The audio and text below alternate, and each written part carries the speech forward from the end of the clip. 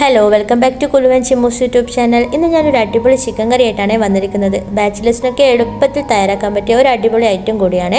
അപ്പോൾ വീഡിയോയിലേക്ക് കിടക്കാം. അതിനുവേണ്ടി ഞാനിവിടെ 2 വലിയ തക്കാളി, 2 വലിയ ഉള്ളി, 1 വലിയ വെളുത്തുള്ളി, 2 കഷ്ണം ഇഞ്ചി, 5 പച്ചമുളക് ചതക്കിയത് മാറ്റി വെച്ചിട്ടുണ്ട്.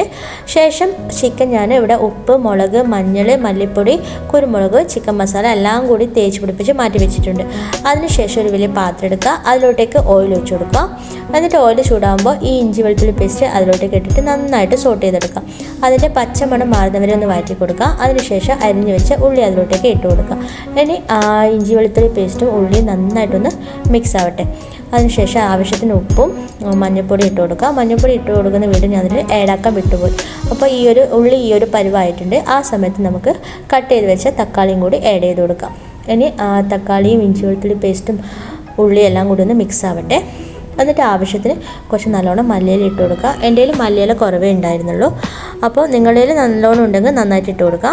അപ്പോൾ നിങ്ങൾക്കിപ്പം കാണാൻ പറ്റും ഈ ഉള്ളിയും ഇഞ്ചി വെളുത്തുള്ളി പേസ്റ്റിലും നന്നായിട്ട് ഉടഞ്ഞിട്ടുണ്ട്. ആ സമയത്ത് നമുക്ക് പെരക്കി വെച്ച ചിക്കൻ അതിലോട്ടേക്ക് ഇട്ട് കൊടുക്കാം. എന്നിട്ട് ആ ചിക്കനിലോട്ട് ഈ മസാല നന്നായിട്ട് മിക്സ് ചെയ്ത് കൊടുക്കാം. ചിക്കൻ്റെ എല്ലാ ഭാഗത്തും മസാല എത്തണം. എന്നിട്ട് നന്നായിട്ട് മിക്സ് ആയതിനു ശേഷം അടച്ചു വെച്ച് വേവിക്കാം. ഒട്ടും വെള്ളം ചേർക്കേണ്ടതില്ല കേട്ടോ, ചിക്കനിൽ നിന്ന് തന്നെ വെള്ളം ഇറങ്ങും. ഇനി നമുക്ക് മൂടി തുറന്ന് നോക്കാം. ഇതാ ചിക്കനിൽ നിന്ന് നന്നായിട്ട് വെള്ളം ഇറങ്ങിയിട്ടുണ്ട്. അതിന് ആവശ്യത്തിന് നന്നായിട്ട് കറിവേപ്പില ഇട്ട് കൊടുക്കാം. എന്നിട്ട് നന്നായിട്ടൊന്ന് മിക്സ് ചെയ്ത് കൊടുക്കുക. പിന്നെ നമുക്കൊരു ടേബിൾ സ്പൂൺ കുരുമുളകും കൂടി ഇതിലിട്ട് കൊടുക്കുക. ഇത് ഞാൻ വീട്ടിൽ തന്നെ ഫ്രഷ് ആക്കിയിട്ട് പൊടിച്ചെടുത്തതാണ്, അതുകൊണ്ട് തന്നെ നല്ല സ്മെല്ലും ഉണ്ട്.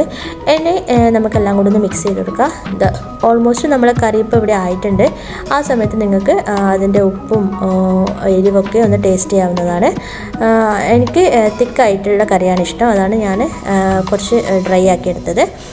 അപ്പോൾ നമ്മുടെ ഈസി ആൻഡ് ടേസ്റ്റി ചിക്കൻ കറി ഇവിടെ റെഡി ആയിട്ടുണ്ട്.